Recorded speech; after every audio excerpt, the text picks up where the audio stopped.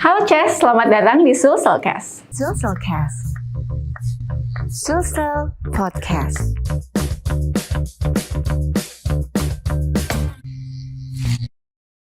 Di Sulselcast edisi kali ini, kita kedatangan tamu yang sangat spesial nih Ces. Seseorang yang sangat humanis, kalau orang Makassar bilang sombere. Orangnya komunikatif dan juga pastinya informatif. Langsung aja kita sapa Bapak Amson Padolo, Kepala Dinas Komunikasi Informatika Statistik dan Persanian Provinsi Sulawesi Selatan. Apa kabar Pak Kadis? Kabar baik. Selamat pagi. Selamat pagi. Assalamualaikum warahmatullahi wabarakatuh. Waalaikumsalam warahmatullahi wabarakatuh. Sehat Pak? Sehat. Iya.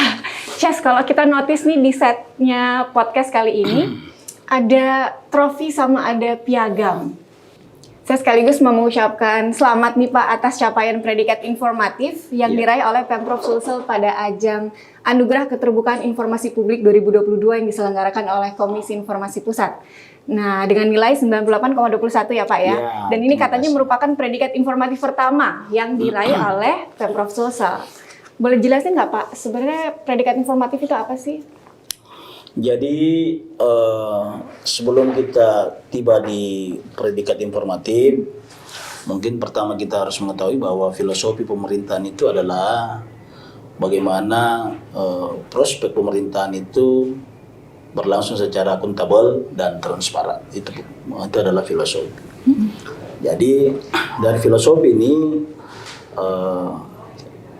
pemerintah berupaya bagaimana sehingga semua program-program yang telah dilaksanakan itu akuntabel dan dapat diketahui oleh masyarakat. Dari itulah makanya filosofinya terbitlah Undang-Undang tentang Keterbukaan Informasi. Nah, jadi dari situ lembaga, dalam hal ini Komisi Informasi Pusat, mulai melakukan berbagai upaya dalam hal memonitoring pemerintah atau badan-badan publik dalam hal penyelenggaraan pemerintahan. Nah, dari itu ada namanya bagaimana anugerah pemerintah itu mendapatkan anugerah dalam keterbukaan informasi dan membagi beberapa kategori, ada 5 ya. Terakhir adalah mulai dari tidak informatif, cukup informatif, menuju informatif sampai kepada informatif. Dan pendidikan informatif ini kita peroleh, ya syukur alhamdulillah, oleh karena memang Bapak Gubernur itu sejak beliau memegang tampuk pemerintahan, filosofinya adalah bagaimana pemerintahan itu berlangsung secara transparan dan akuntabel, sehingga mendorong kita agar melakukan semua tugas dan pekerjaan itu secara terbuka dan diketahui oleh masyarakat. Hasilnya adalah kita mendapatkan predikat informatif oleh Komisi Informasi, dan ini memang baru pertama kali diraih oleh pemerintah provinsi. Selama ini kita hanya berada pada cukup informatif ya. Dan ini prestasi luar biasa, kerja-kerja dari PPD utama dan PPD pelaksana di bawah kita selaku Dinas Kominfo yang merupakan PPD utama itu. Lalu Pak, bagaimana sih proses penilaian atau monitoring dan evaluasi keterbukaan informasi untuk badan publik seperti Pemprov ini? Ya, jadi salah satu penghargaan yang sangat luar biasa dan sangat transparan seperti ini memang adalah anugerah keterbukaan informasi ya. Karena dia melalui penilaian yang sangat panjang. Jadi dilihatlah dari prospeknya sejak awal tahun bagaimana proses keterbukaan informasi itu. Tetapi monetnya itu memang dilaksanakan selama 1 bulan ya. 1 bulan Pak. 1 bulan mulai September Oktober, dan itu bukan hal yang gampang itu diraih, tetapi melalui visitasi kuesioner-kuesioner yang dimana SAQ yang diharapkan untuk kita isi adalah terlalu banyak mungkin ya, karena dari semua saya lihat penghargaan-penghargaan yang telah diraih, ini memang salah satu penghargaan yang sangat termasuk pengujian yang sangat kritis dalam hal bagaimana mendapatkan anugerah ini, karena kita harus mengisi SAQ self assessment question itu 170 pertanyaan. Setelah itu hasilnya itu divisitasi, dan setelah itu sudah visitasi ada uji publik malah. Apakah memang hasilnya ini telah dilaksanakan dengan baik, atau memang jangan sampai hanya teorinya, tetapi oleh Komisi Informasi ini dilakukan visitasi sehingga memang hasilnya ini dapat dipertanggungjawabkan. Lalu Pak, bisa dijabarkan mungkin bagaimana kinerja Diskominfo selama ini untuk mendukung komitmen keterbukaan informasi publik? Jadi kita selaku PPD utama ada 3 hal yang kita lakukan di dalam mewujudkan keterbukaan informasi publik. Pertama adalah bagaimana kita menyiapkan sarana dan prasarana dalam mewujudkan Terkom. Jadi pemerintah Kominfo ini menyiapkan namanya ada website digital ya. Setelah itu kita juga membentuk sumber daya manusia yang mampu menjalankan sebagai salah satu tim yang dapat mewujudkan adanya keterbukaan informasi. Membentuk SDM ini itu bukan hal yang gampang ya, karena boleh kita lihat dari hasil perolehan yang kita dapatkan ini, itu kan berapa tahun baru kita dapatkan informatif. Itu karena dukungan SDM. SDM-nya ini yang membentuknya ini adalah sehingga mereka proaktif di dalam menjawab kebutuhan-kebutuhan masyarakat akan keterbukaan informasi. Setelah itu bagaimana kita menyelesaikan berkolaborasi dengan Komisi Informasi Provinsi dalam penyelesaian sengketa informasi. Itu yang kinerja kita selaku Kominfo, dan kita berusaha agar ini kita pertahankan.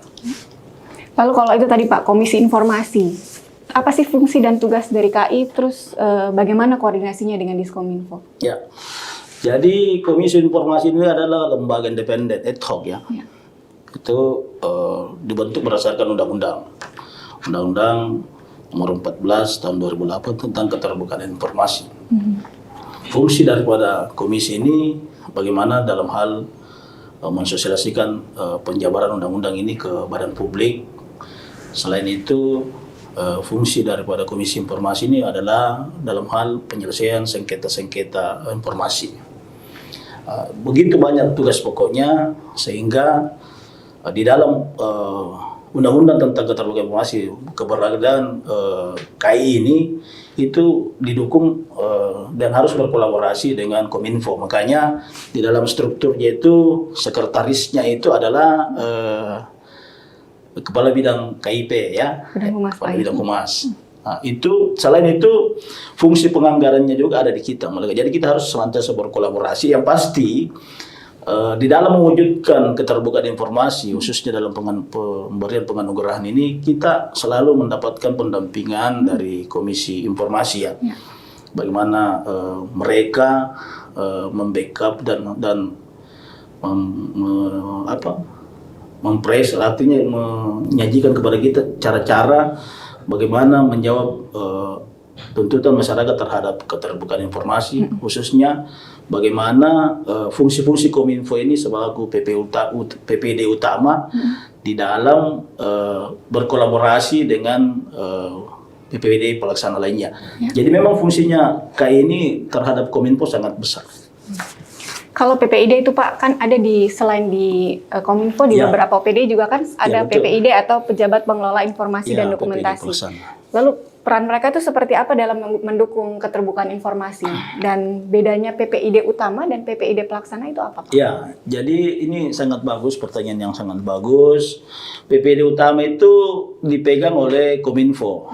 Ya, saya ini selaku Ketua Kepala PPD Utama, sedangkan sekretarisnya adalah Kepala Bidang KIP, Humas KIP ya, Humas Komunikasi Informasi Publik. Ini PPD Utama ini yang bagaimana dia dalam berkolaborasi dengan pihak lain, dan ini dilaksanakan oleh sekretaris KIP, sekretaris dalam hal ini kepala bidang humas dalam mensinkronkan semua tugas-tugas PPD utama. Jadi kolaborasi PPD utama, PPD pembantu yang ada di OPD ini mewujudkan satu kesatuan yang ada di PPD utama. Nah, jadi sama seperti dari awal kan kami katakan bahwa keterbukaan itu wajib dan penting. Nah, kami ini hanya berfungsi dalam hal mengakomodir semua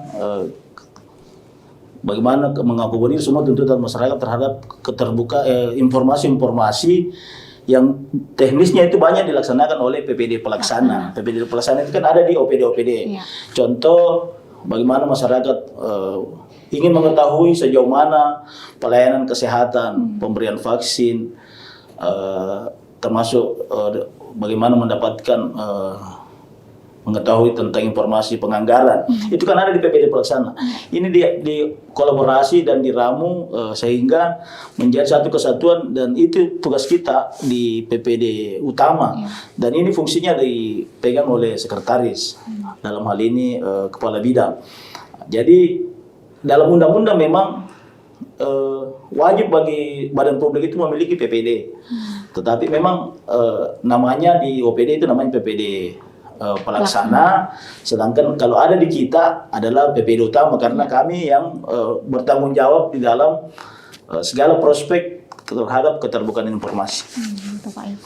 Lalu bisa disebutkan nggak Pak, selama ini apa sih yang mendominasi permintaan informasi di PPID? Ya, ini kan sekarang zaman transparan ya. Jadi masyarakat bisa meminta informasi baik melalui digital dan berbagai upaya lain, baik secara langsung datang ke sini karena kita punya media untuk menerima masyarakat yang akan meminta informasi. Ini yang paling mendominasi itu permintaan itu diminta rata-rata oleh LSM, NGO, begitu juga oleh kalangan mahasiswa yang akan melakukan penelitian. Yang paling banyak mendominasi memang yang menyangkut tentang pelayanan masyarakat, khususnya terkait juga dengan bagaimana alur-alur kas realisasi dengan keberadaan program-program pemerintah yang dilaksanakan. Jadi sepanjang informasi itu bukan informasi yang dikecualikan, itu wajib bagi kita dalam memenuhi permintaan informasi tersebut. Permintaan informasi dari masyarakat. Jadi ada informasi yang dikecualikan, ada yang terbuka, ada yang terbuka. Lalu dengan predikat informatif ini nih Pak, apa yang akan dilakukan PPID tahun depan untuk bisa mempertahankan atau bahkan meningkatkan lagi? Jadi terima kasih atas pertanyaannya yang sangat bagus. Jadi memang kita akan berusaha mempertahankan raihan anugerah ini karena filosofi dari pemerintahan sebagai awal dari kita sampaikan bahwa pemerintahan itu harus akuntabel dan transparan. Bagaimana kita mewujudkan dan mempertahankan itu adalah ada beberapa upaya bagaimana kita lebih meningkatkan kemampuan sumber daya manusia kita, khususnya yang terkait dalam pengelolaan informasi, keterbukaan informasi ya. Meningkatkan bagaimana garda terdepan dalam hal ini yang memberikan pelayanan itu paham terhadap namanya digitalisasi, khususnya digitalisasi dalam melayani masyarakat, bagaimana humanis. Jadi kita usahakan, karena memang kunci daripada keterbukaan informasi adalah personnya. Selain itu kita meningkatkan dalam hal penyediaan sarana dan prasarana pelayanan. Kita akan berupaya agar PPD digitalnya kita itu mungkin kita lebih kembangkan lagi. Begitu pula dalam hal pelayanan kepada masyarakat yang membutuhkan informasi. Karena mungkin ke depan lagi masyarakat itu kan selama ini kan menyampaikan informasi, mungkin ke depannya itu bisa melalui media-media lain karena sebagaimana kita ketahui sekarang, perkembangan sekarang masyarakat itu kalau mau minta informasi dia melalui media sosial juga bisa, ya. Komen aja Pak di Ya, Instagram. dan melalui media sosial dan lain-lain. Ini kita akan bagaimana supaya sarana-sarana pelayanan ini dapat lebih. Yang paling pasti juga bagaimana ke depan dalam hal penganggarannya kita akan dukung, khususnya penganggaran dalam hal evaluasi dan monitoring keterbukaan informasi yang ada di khususnya yang ada di OPD dan di pemerintah kabupaten kota. Nah terakhir nih Pak, harapan Bapak dengan adanya predikat informatif yang diperoleh oleh Pemprov ini apa Pak? Ya, karena ini adalah prestasi luar biasa dan baru kita raih pada saat pemerintahan Pak Gubernur Pak Sudirman Sulaiman. Kami berharap bahwa sebagaimana filosofi pemerintahan yang lebih akuntabel dan transparan sebagaimana yang diamanahkan oleh Bapak Gubernur, kita berharap agar semua instansi atau katakanlah OPD-OPD yang ada lebih terbuka dan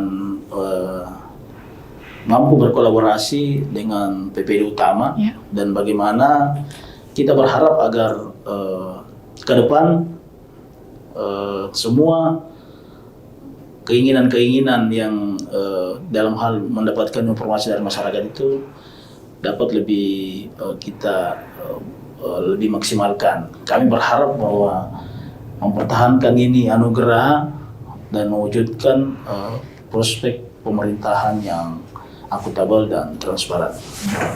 Baik, terima kasih banyak Pak Kadis atas waktunya. Saya juga ucapkan semoga tahun depan dan tahun-tahun berikutnya predikat informatif ini masih tetap bisa dipertahankan ya. Ya, kita satu harapan dan semoga itu terwujud. Ya, Pak. Dan kita akan berusaha dengan dukungan dari Bapak Gubernur dan teman-teman yang PPD, Komisi Informasi, kita yakin dan percaya itu bisa kita wujudkan. Amin, amin ya rabbal alamin. Terima kasih Pak atas waktunya. Kita ketemu lagi di Sulselcast edisi berikutnya. Wassalamualaikum warahmatullahi wabarakatuh. Sulselcast. Sulsel Podcast.